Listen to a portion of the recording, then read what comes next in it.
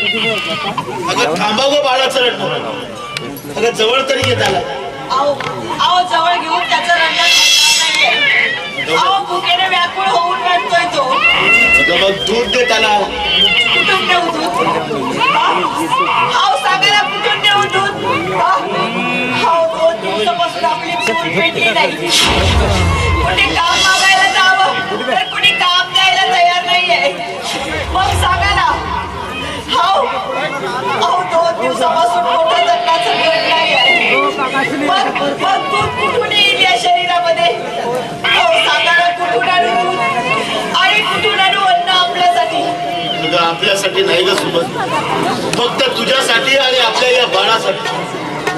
माझं काय मी आज मेलो काय आणि विद्या तू माझ्या जीवाचा विचार करूच. अगं विचार कर तो फक्त आपल्या या बाळाचा. दारिद्र्याच्या संसार वेलीवर उमललेला काळजाचा तुकडा आहे.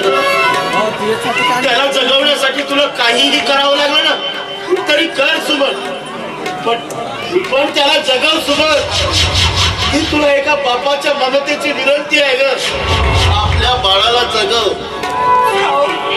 माझा बाळ दुधासाठी रडतोय रडतोय पण ही आई काही करू शकत नाहीये. सांगा ना मी काय करू? मी काय करू? काही करू नका, खाली करा. तुम्हाला कळत नाही का तो आमचा माणूस भावानी भंडारी सांगून गेला? कळत नाही तुम्हाला? नाही हो देवाची साहेब, मी हात जोडते. तुम्ही जसं म्हणताय ना तसंच आम्ही जगत आहोत. तुम्ही जसं म्हणलं ना तसंच आम्ही राहत आहोत. देवाची साहेब माझ्या या छोट्याशा बाळाला घेऊन आणि माझ्या अपत्या नवऱ्याला घेऊन मी इथे बाहेर जाणार आहे. सांगा बरं. मी हात जोडते. आम्हाला ही झोपडी खाली करायला लावू नका. मला काय सांगू नका तुम्ही. झोपडी खाली करा म्हणजे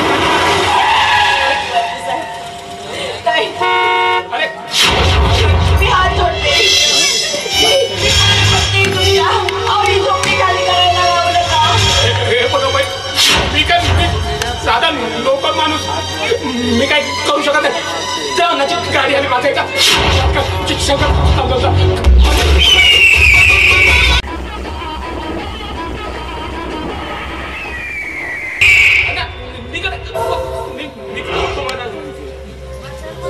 अरे शंकर, तुझी तब्येत बरी नाही म्हणे. अरे काय तुझी अवस्था झाली रे? अरे तुम्हाला खायला नाही प्यायला नाही, मला सांगायला पाहिजे होतं रे. तू माझा जुना माणूस आणि विश्वासाचा माणूस, काळजी नाही करायची. मी आहे ना. आणि जब तक अन्न आहे कोणी भुका नाही राहील का? हे बघ रे बा, किती तुला बाळ राहते रे. शंकर, तुम्ही दोघंही 4-5 दिवस नाही जेवले ना चालते, पण या बाळाला रोज दूध पाहिजे. आलं ना लक्षात? आणि काळजी करायची नाही रे तू. आता मी आहे ना. अन्न जिंदा आहे, तुमका भोका नाही राहिला देगा. हे माझं फार्म हाऊस आहे बाजूला, तुझ्या बायकोला पाठवून दे.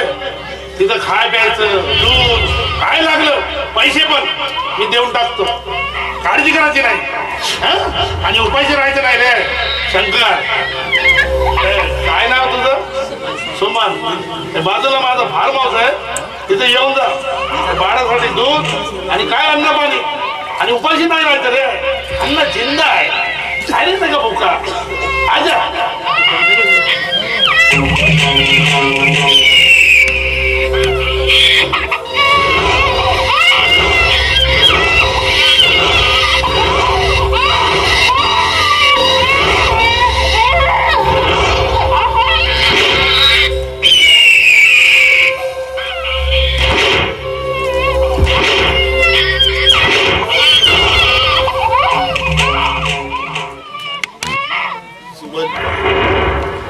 सुमन अण्णा बरोबर बोलला. आपण उपाशी राहिलो तर चालेल, पण आपलं बाळ बघून किती कासावीत झालं. कमीत कमी त्याच्यासाठी दूध तरी घेऊन जा सुमन. आपल्या बाळासाठी दूध तरी आण. बाळा, मी तुझ्यासाठी दूध आणायला चालले. बाबांना त्रास देऊ नको. तुला भूक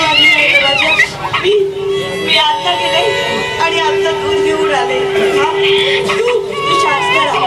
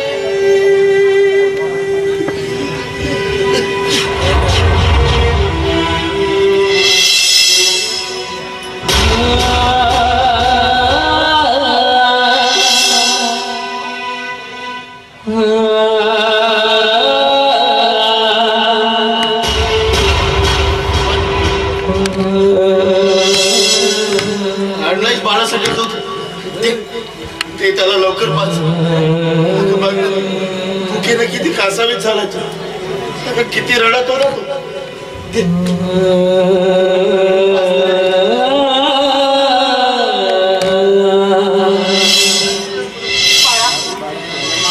बाळा उठ. ए बघ मी तुझ्यासाठी दूध आणलंय. ए बाळा उठ ना राजा. ए दूध पिऊन घे थोडं. उठ. ए बाबा उठ ना. अहो बघा ना आपलं बाळ काही हालचाल करत नाहीये. तो उठत नाहीये. अहो बघा ना तो हालचाल करत नाहीये. रडू रडू दमला असेल तो. अगं किती रडत होता. एक काम कर त्याला जवळ घेऊन दूध पास त्याला. घे त्याला जवळ घे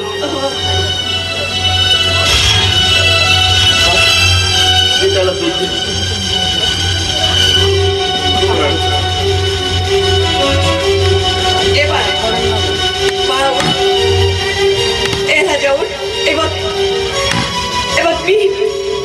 मी तुझ्यासाठी दूध आणलं आहे.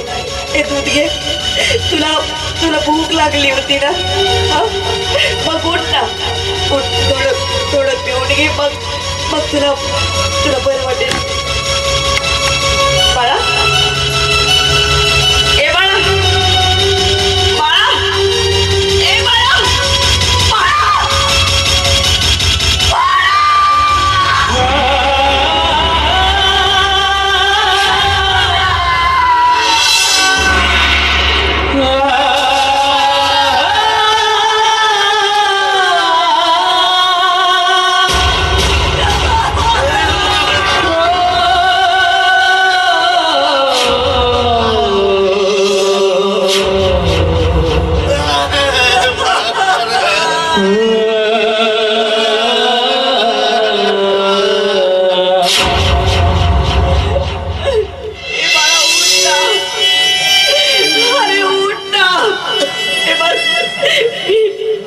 दुधासाठी दूध आणलाय, थोडं दूध पिऊन गेला. उठ ना बाबा, उठ ना थोडं.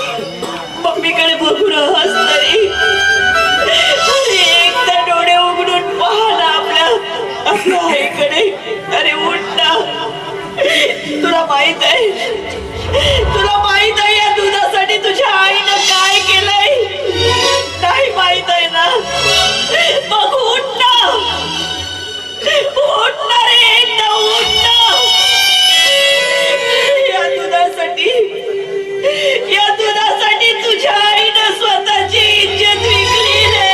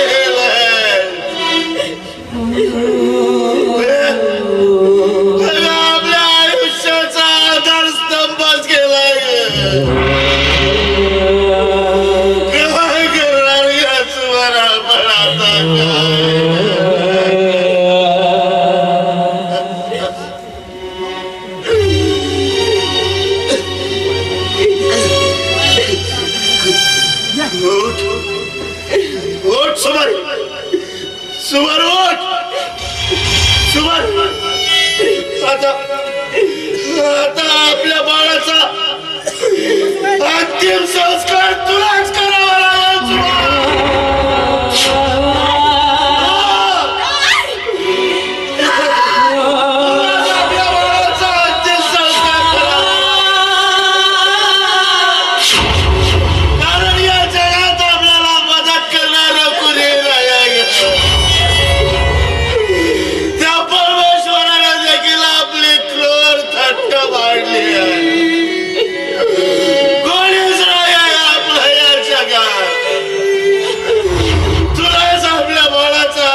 संस्कार करावा लागेल.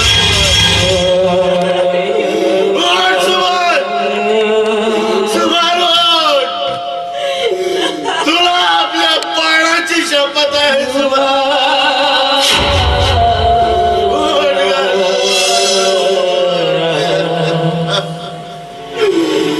तुलाच करावा लागेल.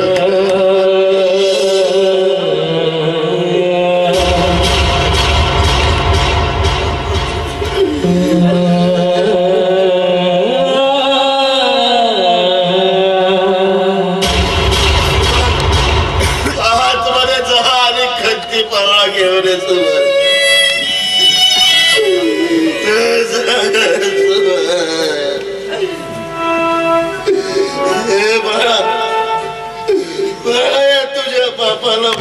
कर रे.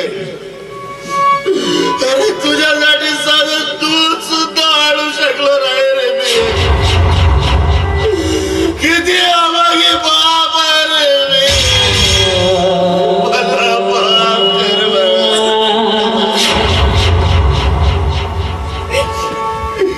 सुमन, सुमन, आपण आपल्या बाळाला इथे अंगणातच घालू.